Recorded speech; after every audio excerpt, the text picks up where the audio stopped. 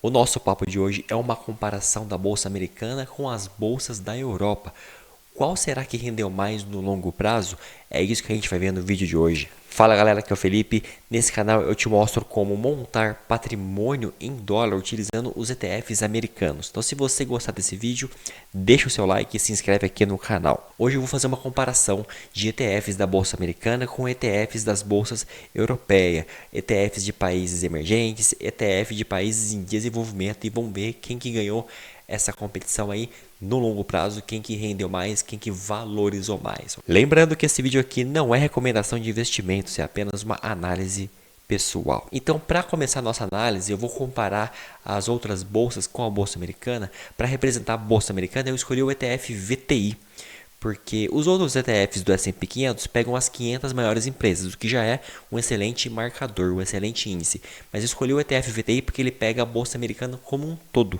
Ele pega aí as mais de 3 mil empresas que estão listadas nas várias bolsas que tem lá nos Estados Unidos. Então ele pega todas essas empresas, a gente consegue ter uma comparação bem legal daí. Então rapidamente aqui, para quem não conhece o ETF VTI, ele investe em mais de 3.500 empresas lá da bolsa americana, pega todas as empresas, as 10 maiores posições são as de tecnologia que a gente já conhece, Apple, Microsoft, Nvidia, Amazon, Facebook, entre outras aqui. Tem esse top 10 e pega mais ou menos 6, 5% cada posição aqui, mais ou menos. Para comparar com o VTI, eu escolhi o ETF de Europa, que é o VGK, que ele pega aí os países desenvolvidos da Europa, pega aí todas as empresas dos países desenvolvidos, que é o ETF VGK. Se a gente for olhar aqui, ele tem 23% aqui no Reino Unido, tem 15% na França, 14% na Alemanha, então ele pega aí os países desenvolvidos da Europa e pega todas as empresas dele aí. Se a gente for olhar as posições aqui, a gente vai ter a SAP, a Nestlé, a SML, a Roche, a AstraZeneca,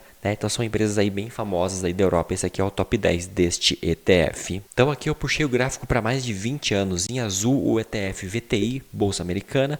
Em amarelinho aqui o ETF da Bolsa Europeia. Percebam que realmente até o ano aqui de 2012 as bolsas estavam bem parelhas entre elas. Às vezes a bolsa europeia passava um pouco, às vezes a americana passava um pouco. Mas de lá para cá as empresas americanas começaram a ter uma valorização muito grande em cima das empresas da Europa. Agora eu vou comparar o ETF VTI com outro ETF, com o VEA. Ele pega não só a Europa, mas ele vai pegar todos os países desenvolvidos. Então vai ter Canadá, vai ter alguns países do Oriente Médio, vai ter países lá da Ásia, países desenvolvidos da Ásia, como Japão, Coreia do Sul, vai ter esses países desenvolvidos também. Ele está aqui 54% na Europa, ele tem 34% no Pacífico, Oriente Médio tem 0,7% e América do Norte, que no caso seria o Canadá, ele tem aqui 10% do ETF. Puxando por países, o país que mais tem posição nele aqui é o Japão, tem 21%, o Reino Unido tem 12%, Canadá tem 10%, França tem 8%, entre outros aqui. 10 maiores posições, aqui com 1%,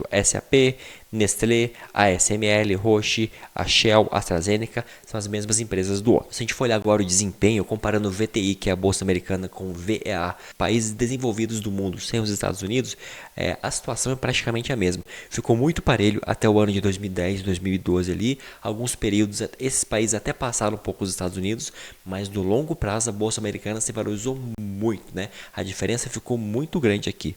No longo prazo aqui, a bolsa americana foi 346%, enquanto as bolsas europeias e de países desenvolvidos 6,4%. Realmente a diferença aqui é muito grande. E o último ETF que eu escolhi para mostrar para vocês aqui é o VWO, que é um ETF de países emergentes. Ele exclui os países desenvolvidos e pega só países emergentes e comparar com a bolsa americana. Então vai ter China. Quando a gente fala de China, país emergente, é porque as maiores empresas que tem na China, as mais lucrativas, elas não são abertas para capital estrangeiro, ou seja, a gente não pode investir em várias empresas da China. As empresas que a China abriu capital, ela abriu na bolsa americana e são poucas empresas, é um país de capital muito fechado. A China é sim a segunda maior economia do mundo, mas ela não é tão amigável para investidores estrangeiros. Então é por isso que ela aparece nesse ETF aqui de países emergentes. Mas você pode olhar aqui que tem Índia, tem Taiwan, tem Brasil nesse ETF, porque o Brasil é um país emergente, Arábia Saudita, que é um país que está crescendo muito, ok?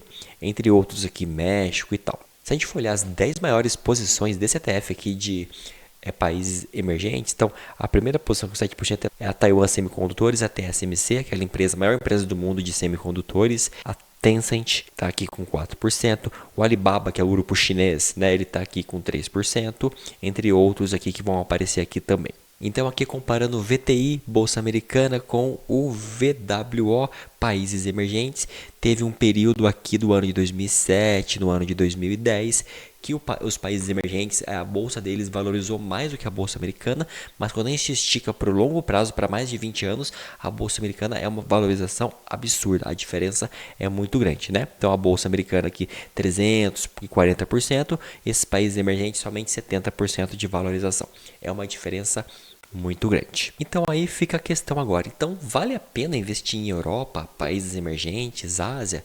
Eu acho que vale sim. A questão é a estrutura da carteira. A maior parte da carteira vai estar em empresas americanas, certo? Os seus ETFs de ações, a concentração maior tem que ser em empresas americanas. Mas eu acho que vale a pena você separar um percentual pequeno da sua carteira e ter um pouquinho de Europa, ou ter países emergentes, ou os outros países desenvolvidos, tá bom? Para você participar um pouco dessa valorização aí.